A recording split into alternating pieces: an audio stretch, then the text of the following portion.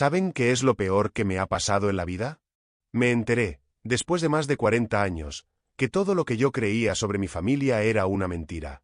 Y no hablo de un simple malentendido, no, hablo de un secreto sucio, escondido durante décadas, que salió a la luz de la peor manera posible, en una comida familiar donde, literalmente, nadie volvió a verse con los mismos ojos. Pero antes de contarles esa bomba, déjenme decirles algo. Si alguna vez han tenido una familia complicada, llena de envidias, rencores y secretos, entonces van a entender perfectamente lo que les voy a narrar. Y si no, de todos modos quédense, porque esta historia parece sacada de una telenovela, pero les juro que es real. Así que si les gustan este tipo de relatos, denle like al vídeo, suscríbanse al canal y, por favor, comenten abajo si en su familia también han habido secretos que se destaparon tarde o temprano. Porque yo sé que no soy el único que ha vivido algo así. Todo empezó con algo tan simple como una limpieza en la casa de mis padres. Ya saben, ese tipo de limpiezas que uno hace cuando los papás se hacen mayores y empiezan a acumular papeles, cajas y recuerdos viejos. Yo nunca me imaginé que dentro de esas cajas polvorientas iba a encontrar algo que me cambiaría la vida para siempre. Les pongo en contexto. Yo crecí en una familia que, desde afuera, parecía normal. Éramos mi papá, mi mamá, mis 2 hermanas y yo. Pero detrás de esa fachada siempre hubo discusiones, silencios incómodos, miradas raras. Mi papá, un hombre duro, callado, de esos que creen que mostrar cariño es un signo de debilidad. Mi mamá, en cambio, siempre sonriente delante de los demás, pero con una tristeza que se le escapaba en los ojos. Y mis hermanas, bueno, digamos que nunca fueron muy unidas conmigo. Yo siempre sentí como una especie de distancia, como si yo no encajara del todo en el grupo. En aquel entonces yo pensaba que eso era normal. Que en todas las familias había diferencias, roces, favoritismos. Y sí, es cierto, pero en mi caso había algo más. Algo que yo no sabía explicar, pero que estaba ahí, escondido. El día que comenzó todo, mi madre me pidió ayuda para revisar unos documentos viejos. Ella ya estaba mayor, con problemas de salud, y quería ordenar sus cosas, según me dijo. Yo, sin sospechar nada, acepté.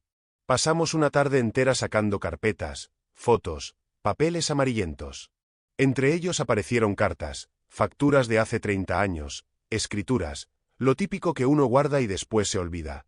Pero entonces, entre las carpetas, encontré un sobre cerrado, sin nombre, escondido en el fondo de una caja. No era un sobre cualquiera, estaba más gastado, más escondido. Como si alguien hubiera querido que no lo encontraran fácilmente. Le pregunté a mi mamá qué era, y ella, nerviosa, me dijo que lo dejara ahí, que no era importante. Esa respuesta me sorprendió. Mi madre nunca había sido de ocultar cosas, o al menos eso pensaba yo. Lo dejé pasar en ese momento, pero la semilla de la curiosidad ya estaba sembrada. Al día siguiente, mientras mi madre descansaba, yo regresé a la casa y busqué ese sobre. Algo en mi interior me decía que tenía que abrirlo. Y lo hice. Lo que encontré adentro eran varias cartas antiguas y unos documentos notariales. Las cartas estaban escritas a mano, con una letra que no reconocí. Eran dirigidas a mi madre, y en ellas había un tono íntimo, casi amoroso. Me quedé helado. ¿Quién era ese hombre que le escribía? ¿Por qué mi madre guardaba esas cartas en secreto? Pero lo peor no fueron las cartas. Lo peor fue uno de los documentos, un registro, una especie de constancia, que hablaba de mi nacimiento. Y ahí fue donde mi mundo se tambaleó. El nombre que aparecía en la sección de padre no era el de mi papá. Era otro. Un hombre del que nunca había oído hablar. Al principio pensé que estaba entendiendo mal. Que quizá era una copia antigua, mal hecha. Pero mientras más leía, más claro quedaba. Alguien había intentado ocultar esa información. Cerré el sobre con las manos temblando. Sentí una mezcla de rabia, miedo y una curiosidad insoportable. ¿Cómo era posible que después de tantos años me enterara de algo así? ¿Qué clase de secreto había guardado mi madre todo este tiempo? Lo que nadie imaginaba era que ese sobre no era lo único escondido. Había más documentos, más pruebas, y yo estaba a punto de destaparlas todas. Los siguientes días me dediqué a revisar cada rincón de esa casa. Ya no podía confiar en nada ni en nadie. Entre cajas de fotos, recibos y carpetas polvorientas, aparecieron más papeles, un acta, unas cartas sueltas, incluso una foto en blanco y negro de un hombre joven abrazando a mi madre. Ese hombre no era mi padre. Cada hallazgo era como una puñalada. Yo no sabía si contarle a mis hermanas, si enfrentar a mi madre directamente o callar y fingir que nada pasaba. Pero la verdad era demasiado grande para ocultarla. Aunque, claro, todavía no sabía la magnitud del escándalo que iba a provocar. Porque, déjenme decirles algo, una cosa es encontrar un secreto y creer que puedes manejarlo. Pero otra muy distinta es destaparlo frente a toda la familia. Y eso fue exactamente lo que pasó después. Pero antes de llegar ahí, tengo que contarles cómo todo se fue enredando, cómo mi madre comenzó a actuar raro, cómo mis hermanas parecían saber más de lo que decían, y cómo mi padre, bueno, mi padre terminó siendo el que más sufrió con todo esto. Lo que se vino después fue una avalancha de revelaciones que nadie pudo detener. Y créanme, lo que nadie esperaba era que ese secreto escondido en un sobre amarillento iba a destruir la poca estabilidad que quedaba en nuestra familia. Cuando volví a ver a mi madre después de haber encontrado esas cartas y esos documentos, ya no pude mirarla igual. No saben lo duro que es sentarse frente a la persona que te dio la vida y fingir que todo está normal, cuando en el fondo lo único que quieres es gritarle: ¿por qué me mentiste? Ella me hablaba como siempre, con esa voz suave, preguntándome si había comido, si había dormido bien, pero yo la veía diferente. Cada palabra suya me sonaba falsa, cada gesto me parecía ensayado. Era como si de repente hubiera dejado de ser mi madre para convertirse en una extraña que me había engañado toda la vida. Guardé silencio, pero dentro de mí la rabia crecía. Y lo peor es que, al mismo tiempo, una parte de mí sentía miedo de preguntarle. ¿Por qué? ¿Y si me confirmaba lo que yo temía? ¿Y si me decía de frente que mi papá no era mi papá? Ese silencio se convirtió en un veneno. Me carcomía. Y entonces, como suele pasar, empecé a fijarme en cosas que antes no veía. Por ejemplo, las miradas de mis hermanas. Yo nunca había tenido una relación muy cercana con ellas, pero en esos días, cada vez que me cruzaba con alguna, sentía que me miraban distinto. Como si supieran algo que yo no sabía. Como si, de alguna manera, yo estuviera marcado con un secreto a la vista de todos menos de mí. Una tarde, mientras ayudaba a mi hermana mayor con unos papeles del banco, ella me dijo algo que me dejó helado. Fue un comentario suelto, casi al pasar, pero que me perforó la cabeza. Me dijo: tú siempre fuiste distinto, ya lo sabes, ¿no? No aclaró más. Cambió de tema enseguida, como si nada. Pero esas palabras se me quedaron grabadas.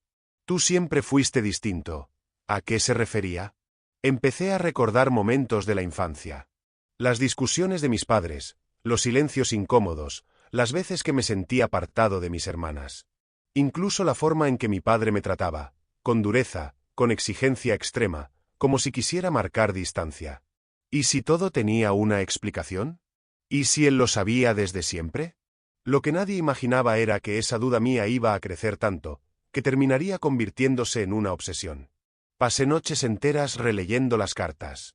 Trataba de reconocer la letra, buscaba pistas en cada palabra.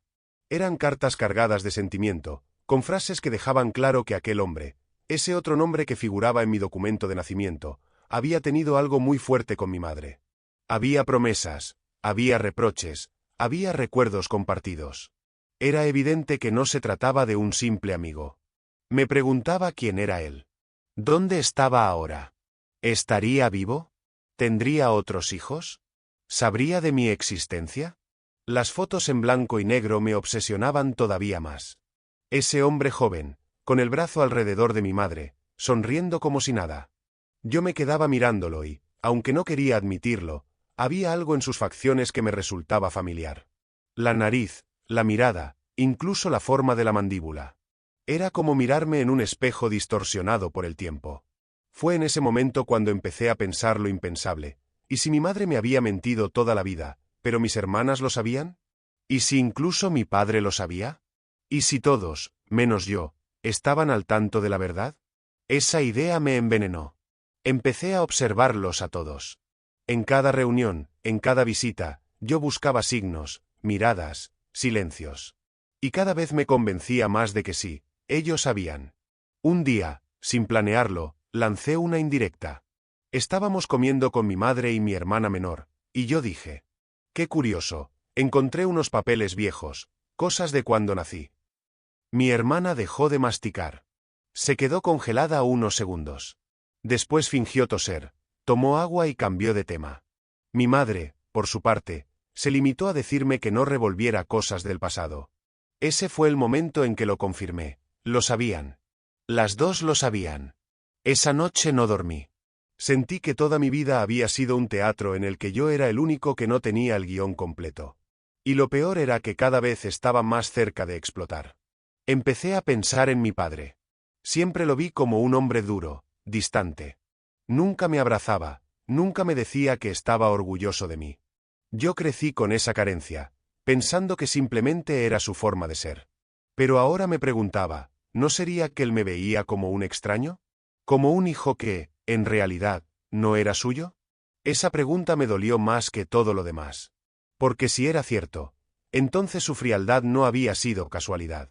Había sido una manera de marcarme, de recordarme que yo no pertenecía del todo a su sangre. Lo que nadie imaginaba era que, mientras yo me torturaba con estas dudas, el destino me iba a poner frente a una nueva revelación.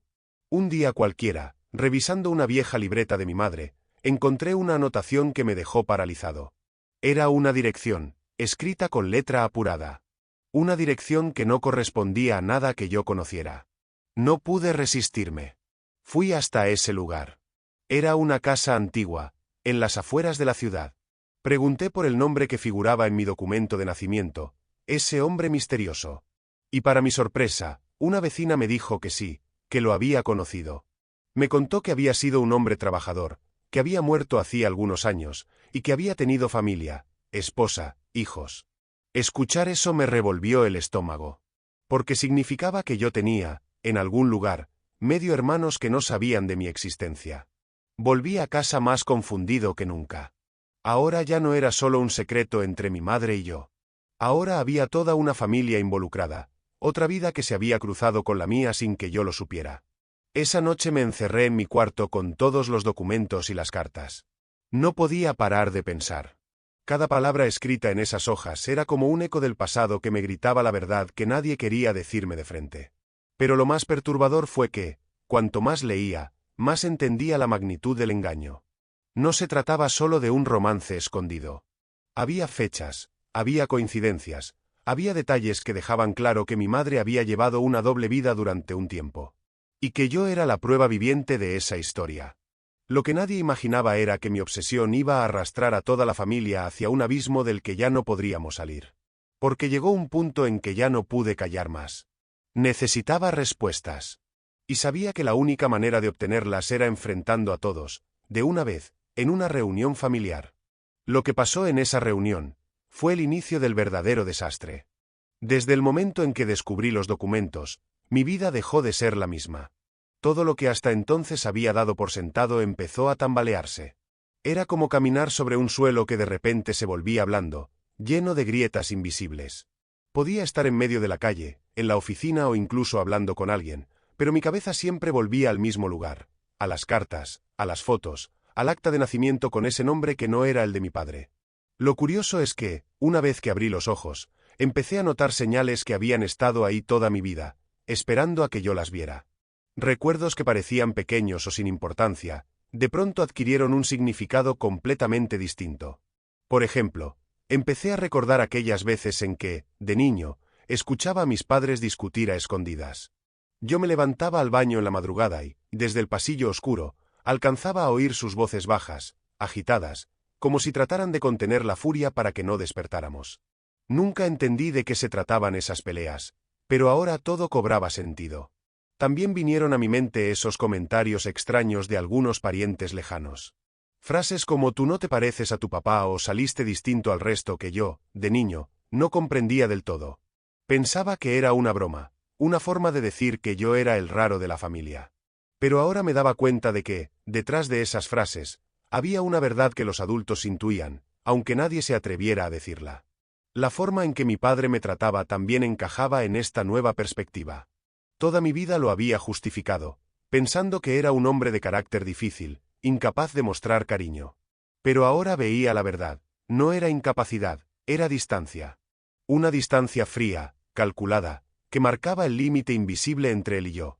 Los recuerdos se me amontonaban en la cabeza. Me veía a mí mismo de niño, esforzándome en la escuela, buscando que él me felicitara. Me veía jugando al fútbol, levantando la mirada a la tribuna esperando ver su gesto de aprobación. Pero su rostro siempre era el mismo, serio, rígido, impenetrable. Yo confundía esa indiferencia con exigencia, creyendo que tenía que esforzarme más para ganarme su cariño. Y ahora entendía que no importaba lo que hiciera, él ya había decidido no verme como a un hijo. Cada recuerdo era como un golpe en el pecho. Y con cada golpe, mi rabia crecía. No podía seguir callando. Sabía que tarde o temprano tenía que enfrentarlos. Pero antes de hacerlo, me dediqué a observarlos con más atención, como si necesitara confirmar con mis propios ojos lo que ya intuía. En esos días, cada encuentro con mi madre era insoportable. La miraba sonreírme con esa dulzura que siempre la caracterizó, pero ahora esa sonrisa me parecía una máscara. Detrás de cada gesto cariñoso veía la sombra de la mentira. Y lo más doloroso era que ella, en su silencio, parecía saber que yo ya lo sabía. Había en sus ojos una mezcla de miedo y resignación, como si estuviera esperando el momento en que yo la confrontara. Con mis hermanas la cosa no era mejor. Notaba en ellas un nerviosismo nuevo, una incomodidad cuando yo estaba cerca. Evitaban ciertos temas, hablaban en voz baja cuando pensaban que yo no escuchaba. Esa incomodidad me confirmaba lo que ya sospechaba. Ellas sabían desde hacía tiempo. Me miraban con lástima, con una compasión disfrazada, como si de pronto yo me hubiera convertido en alguien frágil, un pobre desgraciado cargando una verdad demasiado grande. Todo esto fue haciendo crecer en mí una sensación de aislamiento. Yo, que había vivido toda mi vida rodeado de ellos, me sentía cada vez más solo. Caminaba por la misma casa, me sentaba en la misma mesa, pero era como si estuviera en un lugar ajeno. Nadie se atrevía a hablar del elefante en la habitación, pero todos lo veíamos.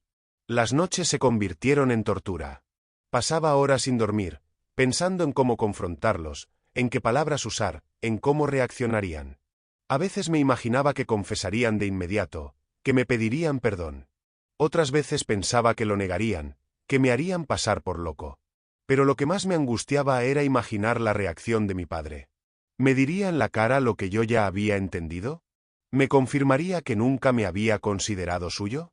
Mientras tanto, seguí indagando. No me conformé con los documentos que había encontrado. Revisé más cajas, más álbumes, más libretas. Cada hoja amarillenta era una pista, cada foto desordenada era un testimonio mudo. Descubrí detalles que me helaron la sangre, fechas que no coincidían, viajes misteriosos de mi madre en épocas clave, recibos de lugares donde nunca había estado. Todo apuntaba a que la relación con ese hombre había sido mucho más intensa y prolongada de lo que yo había imaginado. Lo que nadie imaginaba era que, cuanto más buscaba, más atrapado me sentía. Ya no podía dar marcha atrás. Era como si me hubiera convertido en detective de mi propia vida, y al mismo tiempo en víctima de la verdad que iba encontrando. Al final, la decisión se impuso sola. No podía seguir cargando ese peso en silencio. No podía seguir fingiendo que todo estaba bien mientras por dentro me consumía. Tenía que enfrentarlos a todos. Y sabía que el mejor momento sería una reunión familiar, con todos presentes, sin escapatoria posible. Comencé a prepararme para ese día como quien se prepara para una guerra. Guardé los documentos en orden, repasé mentalmente todo lo que iba a decir, repasé cada argumento. No era solo una confrontación, era mi oportunidad de sacar a la luz todo lo que había sido escondido. Quería que quedara claro que no era yo el culpable, que la mentira no había nacido en mí, sino en ellos. La tensión fue creciendo a medida que se acercaba la fecha. Recuerdo los días previos como una especie de vigilia. Apenas podía concentrarme en mi trabajo, apenas podía sostener conversaciones normales. Todo mi cuerpo estaba tenso, como un resorte a punto de estallar. Y así, llegó el domingo de la comida. Esa comida que había sido planeada como un encuentro más, como una excusa para reunirnos en torno a la mesa, pero que para mí se había convertido en el escenario del juicio final. Sabía que, una vez que sacara esos documentos frente a todos, no habría vuelta atrás. Esa mañana me levanté con un nudo en el estómago. Me miré al espejo y apenas me reconocí. Tenía ojeras, la mirada perdida, la expresión cansada. Me pregunté si estaba haciendo lo correcto, si valía la pena destruir la fachada de la familia por la necesidad de saber la verdad. Pero la respuesta fue inmediata: sí, valía la pena. Porque lo que estaba en juego no era una simple fachada, era mi vida entera, mi identidad, mi derecho a la verdad. Metí el sobre en mi chaqueta y salí rumbo a la casa de mis padres. El camino se me hizo eterno. Cada paso era un recordatorio de que estaba avanzando hacia un punto sin retorno. El aire estaba pesado, el cielo gris, como si incluso el clima supiera lo que estaba a punto de ocurrir. Cuando llegué y crucé la puerta, sentí que estaba entrando en un escenario preparado para una obra que yo mismo había escrito. Mi madre me recibió con una sonrisa que no alcanzaba a disimular la tensión en sus ojos. Mi padre, en su silla, me miró sin decir palabra, con esa mirada impenetrable que ahora me parecía más cruel que nunca. Mis hermanas estaban ya acomodadas, riendo entre ellas, pero con un tono forzado que no me engañó. Me senté en la mesa, fingí normalidad, pero por dentro todo era un hervidero. La comida comenzó como siempre, platos llenos, conversaciones superficiales, risas forzadas. Yo apenas probé bocado. No podía tragar nada. Solo esperaba el momento justo. Ese momento, lo sabía, estaba cada vez más cerca. Lo que nadie imaginaba era que, cuando finalmente llegara, nada volvería a ser igual. Esa comida familiar quedó grabada en mi memoria como un terremoto. Desde el inicio, el ambiente se sentía cargado, aunque nadie decía nada. Todos fingían normalidad, los niños correteaban por la sala, mi madre iba de un lado a otro sirviendo los platos, mi padre se mantenía en su rincón habitual, serio, con su copa de vino, y mis hermanas hablaban entre ellas con un entusiasmo que sonaba demasiado ensayado. Yo, en cambio, apenas podía mantenerme sentado. El sobre en mi chaqueta pesaba como una piedra. Cada vez que metía la mano en el bolsillo y rozaba el borde del papel, sentía un escalofrío. No escuchaba las conversaciones, no saboreaba la comida. Todo lo que ocurría alrededor era un ruido lejano, como si el mundo estuviera en pausa y lo único real fuera ese instante que se acercaba. Comenzamos a comer. Los platos estaban llenos, pero nadie parecía tener mucho apetito. El ambiente estaba enrarecido. Yo miraba a cada uno de ellos y sentía que en sus rostros se reflejaba la tensión de lo que estaba por ocurrir. Mi madre evitaba mi mirada, mis hermanas forzaban sonrisas, y mi padre, como siempre, mantenía esa expresión rígida, distante, como si nada pudiera alterarlo. De pronto, sin pensarlo demasiado, saqué el sobre y lo puse sobre la mesa. El sonido del papel golpeando la madera retumbó en la sala como un disparo. El silencio fue inmediato. Nadie se atrevió a mover un músculo. Con manos temblorosas, abrí el sobre y esparcí sobre la mesa las cartas, los documentos, las fotos en blanco y negro. Ahí estaban, frente a todos, los secretos que habían tratado de enterrar durante décadas. Nadie se animaba a tocarlos, pero las miradas lo decían todo, reconocían lo que veían. Mi madre fue la primera en quebrarse. Su rostro perdió el color en segundos, sus ojos se llenaron de lágrimas, y su cuerpo se desplomó ligeramente hacia adelante, como si la verdad la hubiera golpeado físicamente. No dijo nada, pero su llanto era suficiente confirmación. Yo no necesitaba palabras. Su silencio culpable lo gritaba todo. Mi padre, en cambio, no mostró sorpresa. Su mirada permaneció fija, helada, como si hubiera estado esperando ese momento toda la vida. No había furia en él, ni dolor, ni desconcierto. Solo una resignación amarga que me estremeció más que cualquier grito. En ese instante entendí que él había sabido siempre. Su frialdad de todos esos años tenía explicación. Yo nunca había sido suyo y él había preferido cargar ese secreto en silencio antes que reconocerlo. Mis hermanas estaban paralizadas. No se atrevían a mirarme a los ojos. Bajaban la cabeza, se removían en sus sillas, jugaban con los cubiertos para disimular la incomodidad. Pero sus gestos las delataban. Ellas también sabían, y no desde hacía poco, sino desde hacía años. En sus rostros no había sorpresa, solo miedo. Miedo de que yo las enfrentara, miedo de que el pacto de silencio se rompiera frente a todos. Ese fue el momento en que comprendí que toda mi vida había sido un teatro en el que yo era el único actor sin guión. Todos sabían mi verdad, menos yo. Lo que siguió fue una avalancha de emociones descontroladas. Mi madre, entre sollozos, intentaba justificar lo injustificable. No pronunciaba palabras claras, solo sonidos quebrados, como quien suplica perdón sin atreverse a pedirlo en voz alta. Mis hermanas se mantenían en silencio, inmóviles, como estatuas avergonzadas, incapaces de asumir su parte. Y mi padre, con la mandíbula apretada, parecía disfrutar en secreto de vernos desmoronados, como si la desgracia de todos confirmara lo que él siempre había sabido. El ambiente se transformó en un campo de batalla sin necesidad de palabras.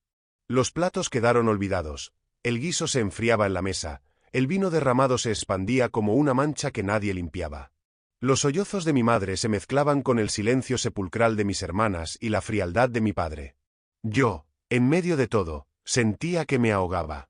Fue entonces cuando comenzaron los reproches, no con frases completas, sino con gestos, miradas, acusaciones mudas. Mi madre señalando con la vista a mi padre desviando la mirada hacia la ventana, mis hermanas cruzándose entre sí miradas cómplices que me confirmaban que habían sido parte del secreto. Cada gesto era un golpe, cada silencio una daga. El almuerzo se había convertido en un espectáculo grotesco. Los niños, confundidos, fueron apartados de la mesa, pero sus risas lejanas contrastaban con la tensión insoportable del comedor. El reloj en la pared marcaba cada segundo como un martillazo, recordándonos que el tiempo seguía corriendo, aunque para nosotros se hubiera detenido en esa escena maldita. Yo sentía que mi cuerpo no podía soportar más. Tenía el corazón acelerado, las manos sudorosas, la vista nublada por la rabia y el dolor.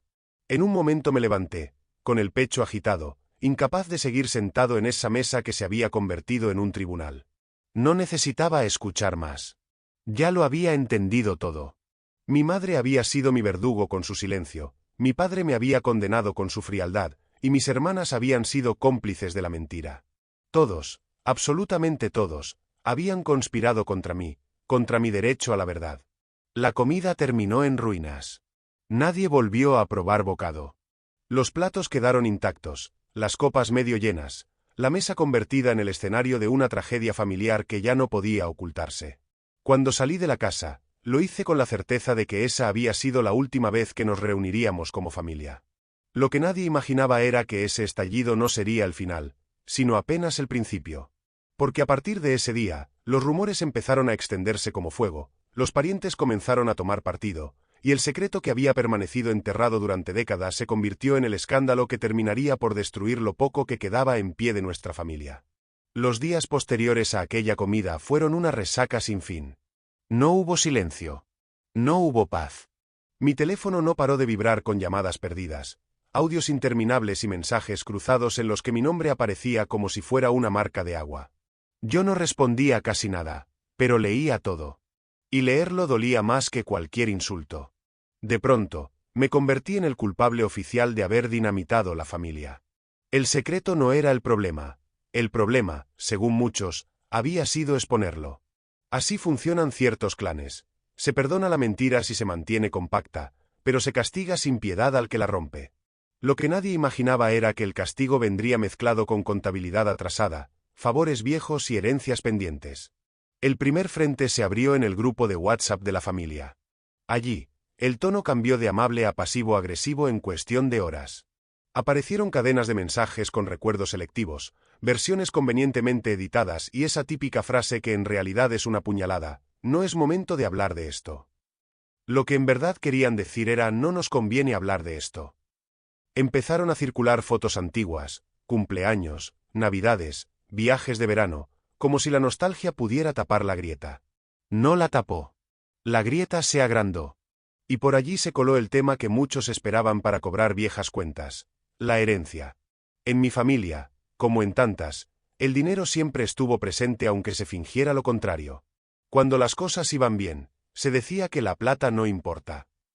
Cuando iban mal, todo se reducía a números. Lo supe de golpe. La misma semana del escándalo, supe, por terceros, por rumores, por versiones cruzadas, que mi padre había pedido turno con un notario. La palabra testamento empezó a rebotar entre los parientes como una piedra. Se hablaba de cambios urgentes, de ordenar las cosas, de evitar problemas. Y yo entendí el subtexto. Yo era el problema que querían evitar. Empezaron las cuentas. La casa grande de mis padres, donde crecimos, figuraba a nombre de mi padre desde hacía años. La historia oficial decía que se había comprado con el esfuerzo de ambos, pero el papel registral era claro, solo su firma. Había además un departamento pequeño que alguna vez se usó para alquilar y sostener gastos. Un terreno en las afueras que todos nombraban como si fuese un paraíso pero que en realidad era más yuyos que árboles. Un garaje con herramientas heredadas del abuelo, y algunos ahorros repartidos en cuentas que nadie mencionaba en voz alta. Esto es lo que se sabía. Lo que no se sabía era cuánto estaba comprometido, cuánto se había prestado a quién, y cuánto podía desaparecer en comisiones, arreglos y oportunidades. Lo que nadie imaginaba era que las oportunidades ya tenían nombre y apellido. Mis hermanas comenzaron a moverse con discreción. Se reunían con mi madre con la excusa de acompañarla, pero salían con carpetas, recibos, papeles. Yo no estaba invitado a esas conversaciones. Me enteraba por las obras informativas que dejaban caer en comentarios sueltos. Aparecieron palabras como donación en vida, usufructo, mejoras y reparto equitativo. La ironía del equitativo me quemaba por dentro. En esas discusiones, yo ya era un bulto incómodo que había que desplazar de la mesa. Mi madre, mientras tanto, se hundía. Perdió peso en pocos días, parecía hablar desde un lugar lejano, y sus manos temblaban cuando agarraba fotos antiguas. En ese temblor había culpa, pero también miedo al futuro. Ella conocía más que nadie la fragilidad económica de la casa. Sabía de arreglos que se habían pateado para adelante, de cuotas que se pagaban con malabarismos, de vecinos que habían ayudado con préstamos de confianza. Sabía, sobre todo, que mi padre podía convertir un enojo en una decisión irreversible. Y esa decisión casi siempre llevaba al notario. Lo que nadie imaginaba era que a veces las firmas no tapan los huecos, los profundizan. El rumor de que yo no tenía derecho empezó a tomar forma de argumento. Algunos parientes lo repetían con una naturalidad obscena: no soy hijo biológico, por lo tanto, no debo figurar. No hablaban de afectos, de años, de cuidados. Hablaban de sangre y papeles. Es curioso cómo la sangre se vuelve importante cuando conviene. Cuando no conviene, se apela a la crianza, al sacrificio, a las manos que te levantaron cuando eras chico. Pero cuando aparecen escrituras, la sangre manda. Eso me lo enseñó mi familia sin necesidad de pronunciarlo. En paralelo, surgieron capítulos laterales que parecían no tener relación, pero eran el mismo tejido. Un tío recordó, de pronto, un dinero que le había prestado a mi padre hacía años para levantar el taller, y dejó caer la posibilidad de recuperarlo ahora que todo se está ordenando. Una tía que siempre fue elegante en su silencio se transformó en contadora improvisada y empezó a pedir números de luz y gas como si los recibos guardaran un mapa del tesoro. Un primo, oportuno como siempre, se ofreció a quitarle preocupaciones a mi madre comprándole el terreno de afuera a precio de familia. La solidaridad, en ciertos momentos, huele a ganga. Yo me mantenía al margen, mirando desde la sombra cómo se reacomodaban las piezas. No era resignación, era estar en guardia. Porque entendí algo, no había nada que pudiera decir para que me dieran un lugar. El lugar me lo quitaron el día en que decidieron callar. Y el silencio, esa costumbre de tantos años, se estaba transformando en papeles con sellos. Una tarde, revisando cajas que nadie había querido tocar, encontré una libreta vieja con anotaciones de mi madre. No decía mucho, pero las fechas hablaban solas. Había referencias a depósitos pequeños hechos en una cuenta que yo no conocía, anotados con letras nerviosas, como si el apuro le torciera la mano. Junto a esas cifras, una palabra repetida: reserva. En ese momento me cayó encima una certeza pesada: mi madre llevaba años armando un colchón. No era ahorro puro, era miedo convertido en números. Miedo a quedarse sin casa, sin margen, sin voz. Miedo a mi padre, a sus arranques, a sus decisiones tajantes. Miedo a la vejez sin red. Lo que nadie imaginaba era que esa libreta sería un nuevo fósforo encendido en un cuarto lleno de nafta. No se la mostré a nadie. No todavía. La guardé como quien guarda una brújula en medio del bosque. Porque ya intuía hacia dónde iba el guión, el notario, la nueva versión del testamento, la casa asegurada a favor de las legítimas, yo excluido con elegancia jurídica. Me preparé para escuchar términos grandilocuentes que solo significan una cosa: fuera. Mientras tanto, el círculo de la vergüenza se cerraba. Vecinos que saludaban con entusiasmo ahora me regalaban sonrisas apretadas y un ánimo que sonaba a trámite. El panadero, el de toda la vida, me ofrecía una bolsa de más y un silencio que pesaba. En el club, dos conocidos bajaron el tono de voz cuando pasé. No necesitaba oír las palabras. Reconocí la música. La música del chisme se parece en todos lados. Y, como si todo fuera poco, surgió la figura del experto de la familia, un cuñado de un primo que había estudiado derecho alguna vez y que, de pronto, aparecía citado en audios como autoridad incontestable. Según él, yo no podía esperar nada, ni reclamar nada, ni pedir nada. Su frase preferida, repetida por varios, se convirtió en un estribillo: las cosas son así. Cada vez que la escuchaba, sentía el impulso de arrancar paredes. No por el dinero. Por la comodidad moral de quienes sostienen injusticias citando reglamentos que no han leído.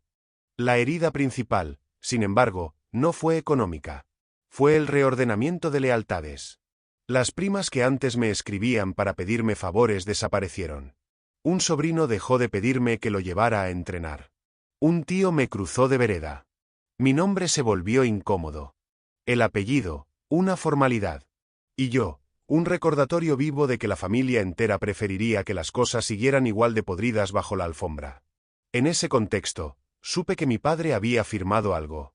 La noticia llegó como llegan estas cosas, sin confirmación directa, pero con olor a verdad. Se hablaba de la casa como bien no disponible, de la posibilidad de ceder usufructo a mi madre y de respetar las legítimas de mis hermanas. Nadie mencionaba mi nombre. No hacía falta. La omisión es un lenguaje. Lo que nadie imaginaba era que el papel que pretendía cerrar el tema iba a abrir otro más grande. A los pocos días, un primo me contó, sin querer contarme, que el terreno de las afueras tenía una sorpresa, un gravamen reciente. Alguien lo había puesto como garantía de un préstamo. No estaba claro para quién fue ese dinero ni cuándo se tomó. Algunos señalaban a mi padre, otros miraban hacia el marido de una de mis hermanas, que arrastraba un negocio que nunca terminaba de arrancar. Lo cierto es que el terreno, ese bien que todos contaban como seguro, estaba en la cuerda floja. El reparto se había diseñado sobre una base que ya no existía. La herencia empezaba a evaporarse en papeles antes incluso de tocar manos. Esa noticia corrió como pólvora. El mismo grupo de WhatsApp que me condenaba por haber dicho la verdad se incendió discutiendo quién había comprometido el terreno. Nadie se hacía cargo. Mi madre lloraba en silencio, yo me enteraba a retazos. La familia, tan prolija para ocultar un secreto de décadas, ahora no podía ocultar que el dinero no alcanzaba para tanto decoro. No tardó en aparecer la vieja historia de los préstamos entre hermanos. Ese capítulo es universal. En mi clan, siempre hubo un par de sobres que iban y venían sin recibo, favores que se daban por sentados y después se convertían en deudas morales. Ahora todo regresaba con intereses. Un tío reclamó un dinero del pasado. Una tía recordó que había financiado, de corazón, un arreglo en el baño de mis padres. Una prima mostró capturas de transferencias donde los conceptos parecían chistes internos. Los favores, una vez expuestos, se transformaron en facturas. Yo observaba. Yo tomaba nota. Y me guardaba una sensación que se volvió certeza. El secreto de mi origen no había sido un accidente. Había sido el eje silencioso que permitió muchos otros acomodos. Cuando alguien ocupa el lugar del inesencial, se habilitan maniobras alrededor. Mi diferencia, mi supuesto afuera, había sido útil para que se repartiera el adentro sin demasiadas culpas. Lo vi con claridad por primera vez. Y dolió como recién descubierto. En medio de ese caos, decidí hacer algo que había evitado desde el principio. Pedí mi partida de nacimiento literal en el registro civil. No para confrontar a nadie con papeles, sino para mirarme de frente sin artificios. El documento, frío como siempre, exhibía el nombre que había encontrado en el sobre. Allí, en tinta oficial, estaba el hombre que nunca conocí. Verlo en una hoja legal me devolvió una calma extraña. No era una leyenda. No era un fantasma. Era un dato. Un dato que, sin embargo, había sido suficiente para hacerme extranjero en mi propia casa. Lo que nadie imaginaba era que esa hoja, tan sencilla, me daría el coraje que me faltaba para resistir la siguiente embestida. Porque la siguiente embestida llegó. Fue una citación para aclarar asuntos. No venía a mi nombre, sino al de mi madre, pero yo entendí el mensaje, convocatoria disfrazada de trámite. Allí estarían mi padre, mis hermanas, y seguramente, el experto de la familia o algún notario amable con la versión oficial. Me debatí entre aparecer o no. Al final, elegí ir. No para pedir nada, sino para estar. A veces, estar es todo lo que queda cuando te han negado el resto. La reunión fue una coreografía precisa de palabras prudentes y silencios calculados. Se habló de orden, de tranquilidad para todos, de proteger a mamá, de evitar conflictos. Cada una de esas frases cargaba un pasaje doble. El pasaje hacia un futuro blindado sin mi nombre, y el pasaje hacia la culpa que nadie quería asumir. Tomé aire y dejé que hicieran su función. Aprendí algo importante. Discutir en ese escenario es darle música a la farsa. El silencio, a veces, es la mejor forma de desnudarla. A la salida, mi madre se sostuvo de la baranda como si subiera una montaña. La enfermedad que le respiraba cerca hacía meses se convirtió en sombra visible. La vi frágil. La vi vieja. La vi rota. Y ahí comprendí por qué había hecho su libreta de reserva. No había sido ambición. Había sido miedo. Guardé ese entendimiento en el mismo lugar donde guardé mis documentos, en la parte de mí que todavía necesitaba perdonar para seguir vivo. Las semanas siguientes fueron una suma de escenas mínimas que, juntas, contaban un derrumbe. El jardinero dejó de pasar porque no le pagaban. La factura de la luz llegó con aviso. El azulejo que estaba flojo en la cocina terminó cayéndose y nadie lo reemplazó. Eran detalles, sí, pero hablaban de una casa que, después de tanto ruido, se había quedado sin energía para sostenerse. El patrimonio, que pretendía ordenarse con firmas, sangraba por las comisuras del día a día. El tema del terreno volvió a escena con una carta oficial. No había margen para fantasías, o se regularizaba la deuda o se subastaba el lote. Allí se terminaron las frases de salón. Mi hermana mayor, la de las carpetas, empezó a hacer cuentas en serio. La menor bajó el tono. Mi padre dejó de hablar de planes y se encerró en su mutismo habitual. Y mi madre, desde su silla, miró una vez más las fotos viejas como quien recita un conjuro. La palabra herencia, que tanto se había pronunciado, se volvió humo. Lo que nadie imaginaba era que el humo se espesaría con un último hallazgo. Revisando la vieja máquina de coser de mi abuela, una reliquia que aún funcionaba, encontré, metida en la caja de la canilla, una llave pequeña con una etiqueta descolorida. Tenía escrito un número y el nombre de un banco que ya ni existe como tal, absorbido por otro hace años. Sentí el corazón en la garganta. Llevé la llave a casa y la dejé sobre la mesa. Me quedé mirándola como si fuese un animal vivo. Entendí que podía ser nada. O podía ser el hilo que faltaba para explicar décadas de silencios.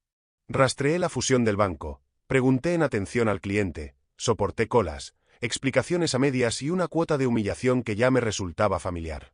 Al final, logré que buscaran por archivo.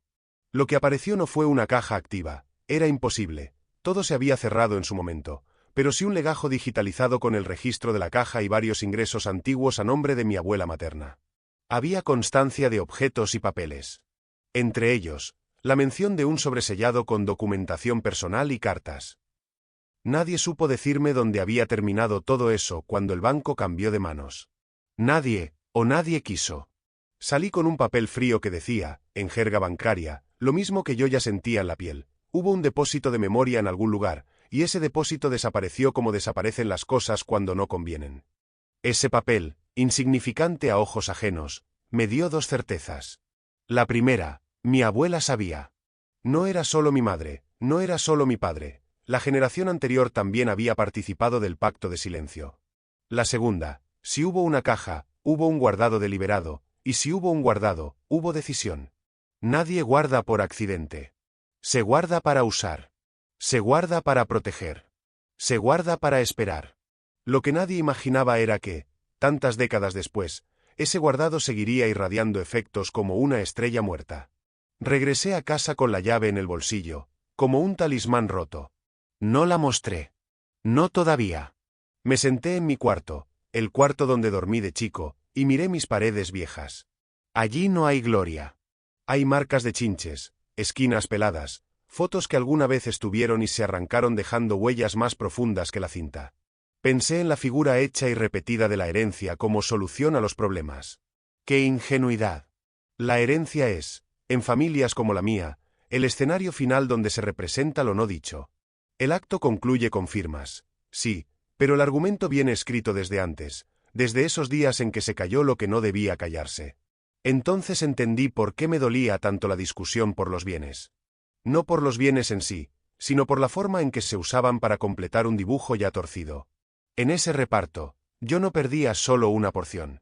Perdía la posibilidad de que mi presencia tuviera peso. Perdía la chance de que la historia se contara conmigo adentro. Y eso es algo que ninguna escritura puede devolver.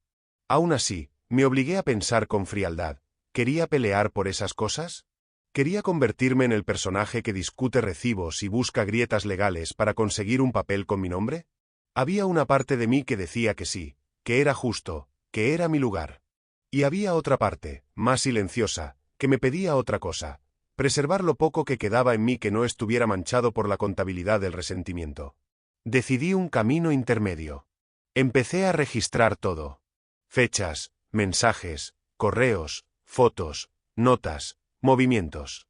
No para llevar a nadie a juicio del que yo saliera con trofeos, sino para tener mi propio archivo. La historia oficial ya tenía demasiadas manos encima. Mi versión necesitaba pruebas. Armé carpetas, puse títulos, añadí pequeñas crónicas de cada día.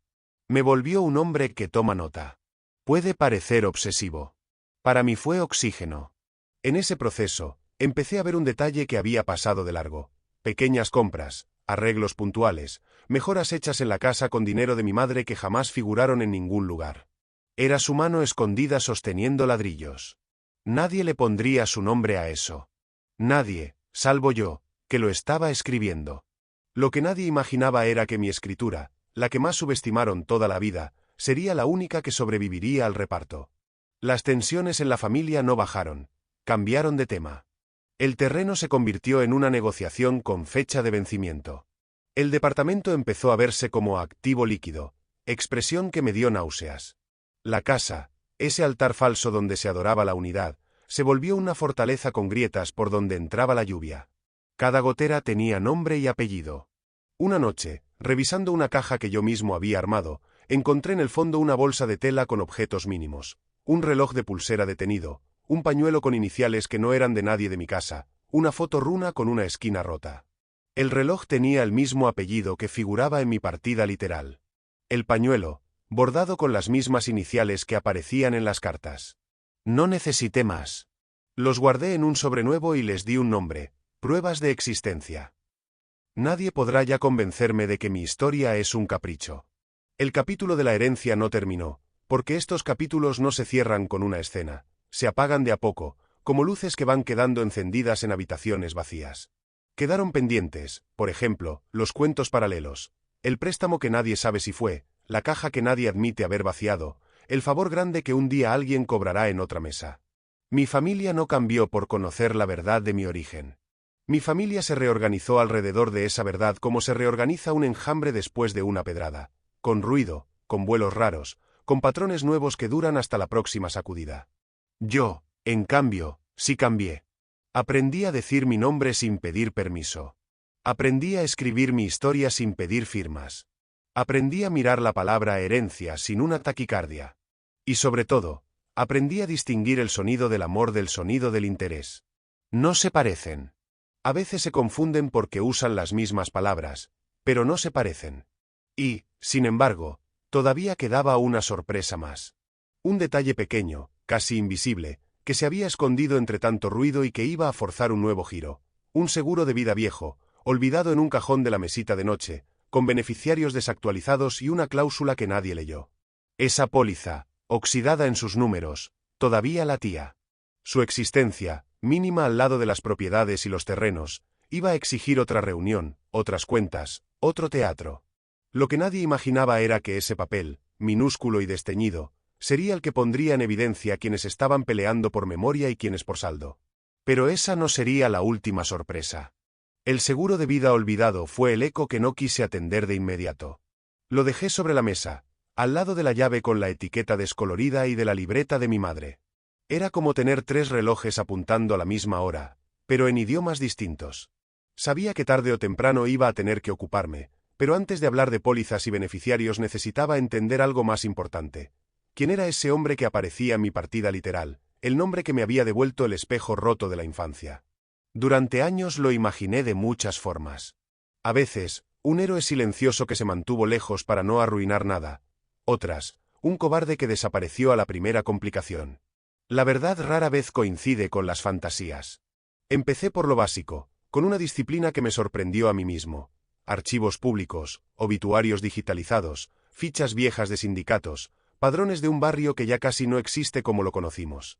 Cada pista me llevaba a otra. Cada nombre abría una puerta y cerraba dos. Lo que nadie imaginaba era que, detrás de su nombre, había más de una vida superpuesta. El primer hallazgo concreto fue una dirección de hace décadas, cerca de un depósito de herramientas y un taller mecánico que funcionaba como punto de reunión. Era una calle corta, con árboles que habían crecido torcidos buscando sol. Volví 2 veces, a horas distintas. No buscaba hablar con nadie, solo ver. La fachada tenía las marcas de otras manos, revoques nuevos sobre ladrillos viejos, un portero eléctrico moderno pegado a una pared que había visto demasiados inviernos. En el buzón se acumulaban publicidades de crédito fácil y pizzerías. Esa mezcla de presente precario y pasado obstinado me dijo más que cualquier testimonio. Anduve por los alrededores y me quedé frente a un bar pequeño con mesas de fórmica. Entré y me senté al fondo, como quien huye sin moverse. Pedí un café para tener algo entre las manos. No tomé notas. Aprendí que hay memorias que se pegan mejor si no las perforas con virome. Escuché nombres que no conocía, apodos que sonaban a otras décadas, referencias a un taller que supo estar lleno y ahora apenas sobrevivía haciendo alineación y balanceo. En una pared había una foto en blanco y negro de un equipo de fútbol amateur, de esos campeonatos de barrio donde el trofeo era un asado. Me quedé mirándola hasta que me dolieron los ojos. En el tercer rostro de la segunda fila vi una mandíbula familiar. No necesitaba confirmación. Ahí estaba el gesto. Ahí estaba la mirada. No era idéntico a mí, pero el parentesco era una sombra clara. Con esa imagen en la cabeza busqué en hemerotecas. Apareció una noticia humilde, de esas que pasan sin ruido, un accidente de tránsito a la salida de un turno largo, una camioneta y una moto, un hombre de 40 y tantos con traumatismo, una recuperación lenta. La fecha encajaba con un rumor que ya había escuchado, una temporada de ausencias, trabajos salteados, un intento de retomar el ritmo que no alcanzó. No había heroísmo. Había cuerpo, cansancio y la matemática cruel de las cuentas que no cierran. Lo que nadie imaginaba era que esa curva mal tomada iba a corregir la mía muchos años después. También apareció su afiliación a un sindicato, con cuotas pagadas al día durante una época y una caída abrupta después. En un registro había una queja por herramientas perdidas, en otro, una referencia a un anticipo para cirugía programada que nunca se concretó. Eran huellas que no arman un retrato perfecto, pero sí un mapa. Quedaba claro que no había sido un hombre de oficina. Había transpirado trabajo y acumulado marcas. De repente, entendí el magnetismo que mi madre debió haber sentido en algún momento, la solidez de las manos entrenadas, la risa que suele tener la gente que aprende a arreglar cosas con lo que hay, la promesa de una vida menos rígida que la de mi padre legal. Las promesas, ya lo sé, no pagan alquiler por mucho tiempo. No tardé en dar con la otra mitad del rompecabezas, su familia oficial. Un acta de matrimonio, hijos con edades que se superponían con las mías, un domicilio que cambiaba cada tanto. El rastro de mudanzas es otra forma de biografía. A veces se cambia de casa para mejorar, otras, para esconder las mismas deudas en paredes nuevas. Una cartilla vieja de obra social me dio el dato que faltaba, un consultorio al que fue varias veces a controlarse la presión.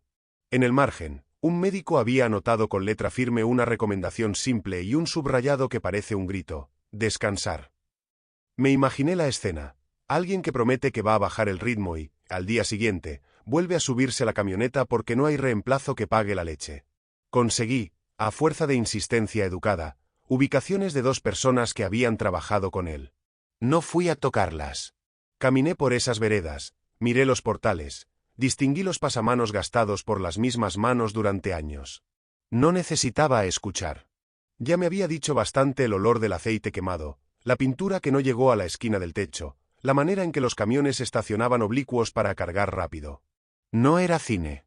Era la vida de alguien que nunca conocí y que, sin embargo, llevaba mi cara en embriones de gesto. En medio de esas vueltas, me enfrenté a la pregunta que había esquivado: ¿quería conocer a mis medio hermanos? No tenía miedo al rechazo, ya lo había practicado en casa. Temía otra cosa, la repetición. Volver a ser el intruso que arruina mesas ajenas. Escribir una carta me pareció un punto medio. No la hice larga. Hablé de fechas, de un nombre en un papel, de la foto del equipo de fútbol, del café en el bar de Fórmica.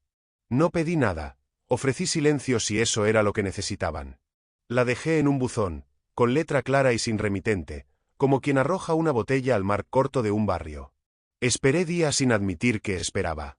El cartero pasó. Los chicos salieron de la escuela.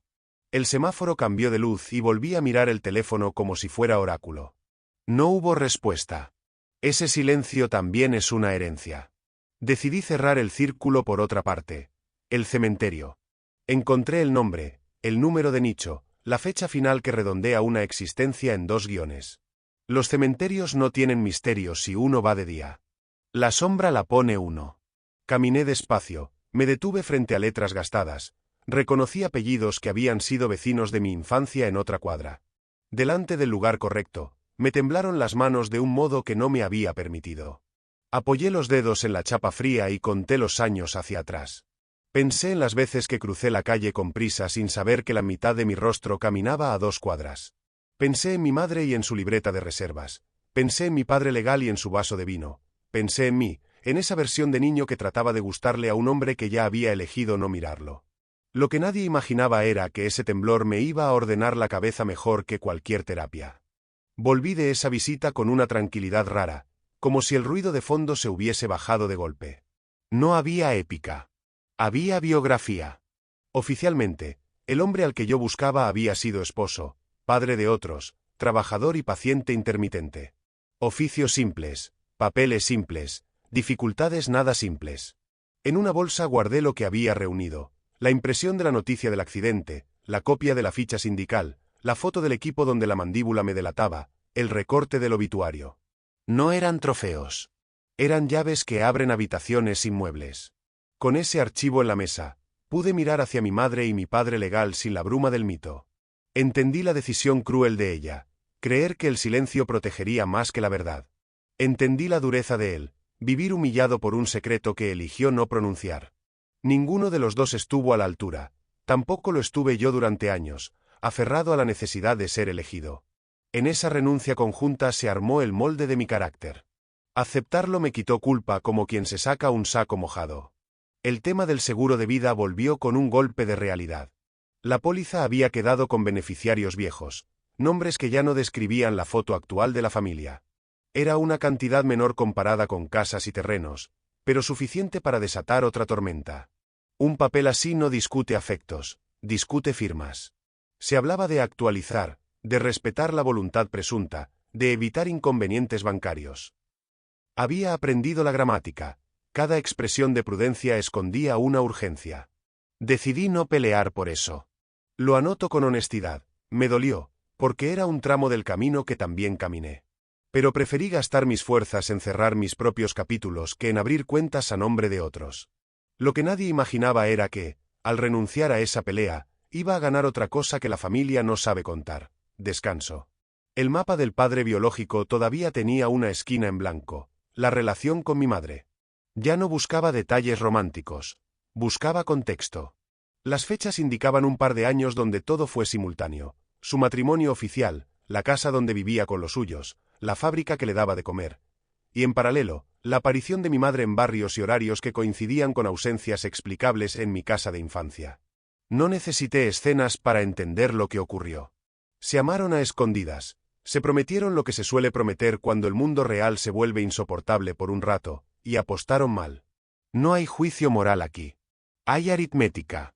La de esas decisiones que se pagan durante décadas con silencio. En el fondo de una caja apareció, sin que yo la buscara, el resto más preciso de ese lazo: una entrada de cine guardada entre páginas de una revista y una servilleta doblada con una dirección anotada. La tinta se había ido, pero se leía lo suficiente como para imaginar la escena: 2 personas que se regalan una tarde a oscuras, 2 personas que escriben un punto de encuentro para la próxima vez.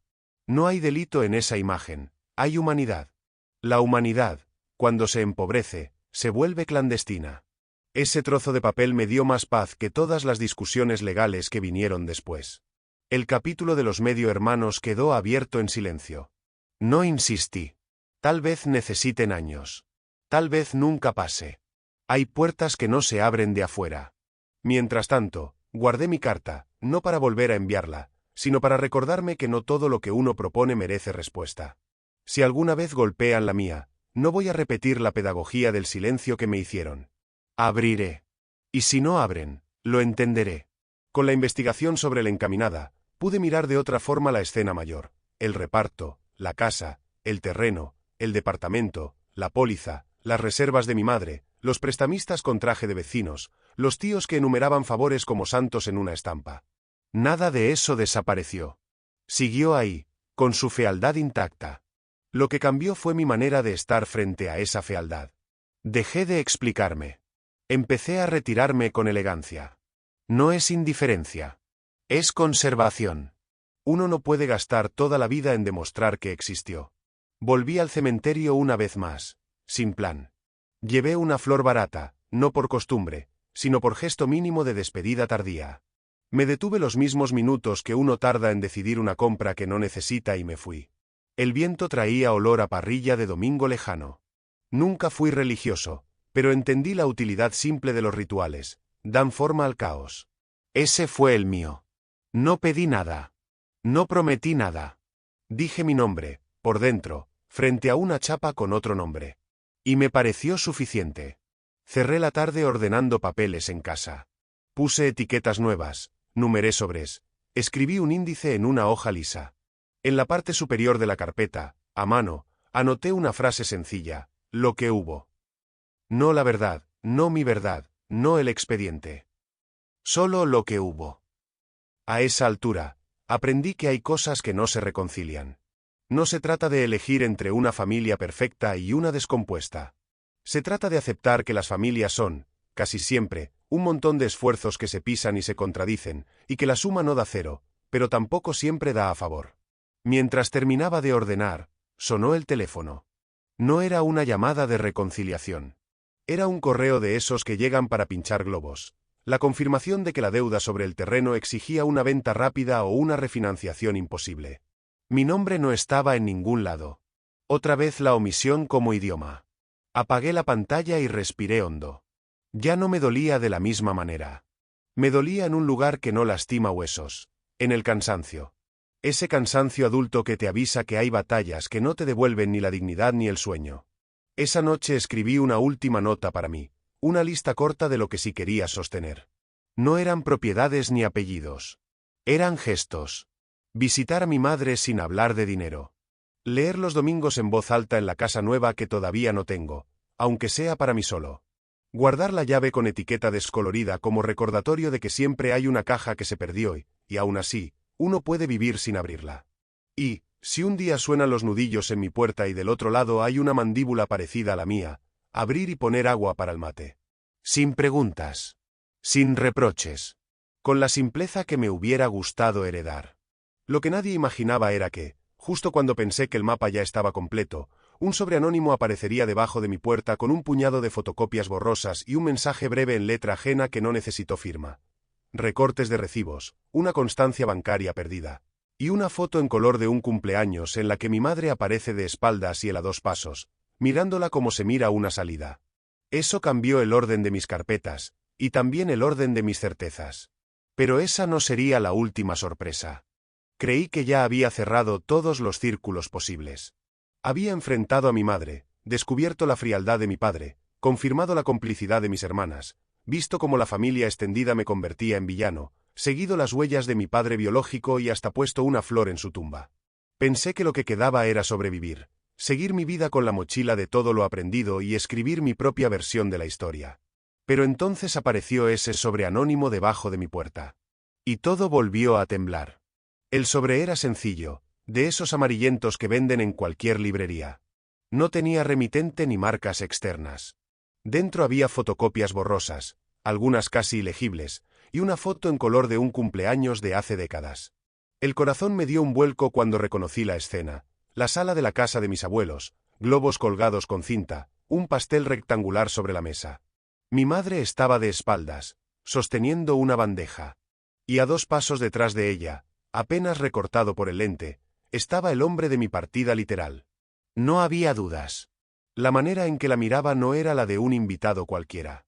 Era la mirada de alguien que tenía una historia con ella. Las fotocopias eran recibos de banco, anotaciones de préstamos y lo que parecía ser una constancia de depósito. El nombre de él aparecía repetido, junto con iniciales que no eran las de mi madre, sino las de alguien más. Una mujer. Una que no era su esposa oficial. Eso me dejó helado. Si lo que mostraban esos papeles era cierto, entonces él también había llevado dobles vidas, no solo conmigo y mi madre, sino con otra más. La cadena de secretos era todavía más larga de lo que yo imaginaba. Me quedé horas mirando esos papeles, tratando de descifrar qué significaban, y sobre todo, quién los había puesto bajo mi puerta. No era información fácil de conseguir. No estaba en los archivos públicos, no estaba en Internet. Era material que alguien guardó durante mucho tiempo y decidió entregarme en ese momento. ¿Por qué a mí? ¿Por qué ahora? Lo que nadie imaginaba era que esa entrega anónima abriría un nuevo frente de preguntas. Empecé a pensar en todos los que podrían haber sido: una hermana, arrepentida, un primo curioso que quiso hacerme un favor, algún vecino que sabía más de lo que parecía, incluso uno de esos medio hermanos que nunca respondió mi carta. Nunca lo supe. Y quizás fue mejor así. Porque entender el origen de la información se volvió secundario frente a lo que revelaba, que yo no era el único producto de un silencio. Había otros. Había una red de infidelidades, de historias ocultas, de vidas paralelas que jamás se contaron en voz alta. La foto del cumpleaños me golpeó más que cualquier documento. Porque hasta ese momento yo había pensado que la relación de mi madre con él había sido algo clandestino, escondido, imposible de ver por otros ojos. Pero ahí estaba, en la sala de mis abuelos, durante una celebración familiar. Eso significaba que alguien más lo había visto. Que no fui yo el único engañado. Que el silencio no fue solo de mis padres y mis hermanas, sino también de abuelos, tíos, primos. Todos vieron, todos callaron. El pacto era todavía más grande de lo que yo había sospechado. Esa revelación me cambió la perspectiva. Durante meses había cargado con la idea de ser el único al margen, de ser el extraño al que no se le contó nada. Pero en realidad, muchos sabían y prefirieron callar. No era un secreto guardado con delicadeza, era un secreto compartido como quien guarda basura debajo de la alfombra. Todos ven el bulto, pero nadie dice nada para no incomodar. Mientras digería eso, la familia seguía desmoronándose. El tema de la herencia estaba más enredado que nunca. El terreno, prácticamente perdido por deudas. El departamento, en venta forzada. La casa, aún en manos de mi padre, pero con discusiones cada semana sobre a quién correspondería después. La póliza del seguro de vida se convirtió en objeto de un debate áspero. ¿Quién figuraba? ¿Quién no? ¿Quién tenía derecho moral aunque no tuviera el legal? Yo observaba todo desde lejos. Ya no esperaba nada. Había aprendido que, en esa familia, el que espera recibe golpes. La tensión alcanzó a los parientes más lejanos. Un tío dejó de saludarme en la calle. Una prima me escribió un mensaje lleno de indirectas, acusándome de ser desagradecido. Otro primo, más cínico, me dijo que al final todo esto era entretenido, que parecía novela. Esa frase me atravesó como un cuchillo. Para él, mi vida, mi dolor, eran solo espectáculo. Y quizás tenía razón. Porque en esta familia, el drama siempre fue parte del menú. Volví varias veces al sobre anónimo. Lo leí, lo ordené, lo guardé en una carpeta con las demás pruebas. Al hacerlo, me di cuenta de que ya no lo hacía con la rabia del principio. No buscaba confrontar, ni acusar, ni ganar. Lo hacía para dejar un registro, para que al menos quedara constancia de que todo había ocurrido. Porque si algo aprendí, es que los secretos no mueren cuando se guardan, mueren cuando alguien los cuenta. Pasaron los meses. La familia se fragmentó en pequeños grupos que apenas se hablan entre sí. Las reuniones desaparecieron. Las llamadas se redujeron a lo estrictamente necesario. Cada quien siguió su vida con la herida a cuestas. Yo, por mi parte, aprendí a caminar solo. Y aunque a veces me duele la soledad, prefiero eso a seguir viviendo en una mentira compartida. Hoy, mirando hacia atrás, entiendo que mi historia no es única. En cada familia hay secretos, silencios, pactos que parecen inquebrantables. Algunos se destapan, otros se entierran con los protagonistas. Lo mío salió a la luz de la peor manera, sí. Pero al menos salió. Al menos ahora sé quién soy, aunque esa verdad me haya costado la familia entera. Lo que me queda es este relato, este intento de poner en palabras lo que tantos prefirieron callar. Porque al final, más allá de herencias, de papeles y de propiedades, lo único que permanece es la memoria. Y yo decidí que la mía no se iba a construir sobre silencios. Así que si llegaron hasta acá, gracias de corazón por escucharme. Su compañía y su tiempo son lo que le dan sentido a Relatos de Familia. Si alguna vez sintieron que en su historia también hubo secretos, traiciones o silencios pesados, cuéntenmelo en los comentarios. Me encantaría leerlos y compartir con ustedes. No olviden dejar un me gusta si este relato les tocó el corazón, suscribirse al canal Relatos de Familia y activar la campanita para no perderse las próximas historias. Y recuerden, en pantalla les dejo, a modo de recomendación, un vídeo del canal para que puedan seguir escuchando más historias de familias, porque detrás de cada una de ellas siempre hay algo oculto esperando ser descubierto.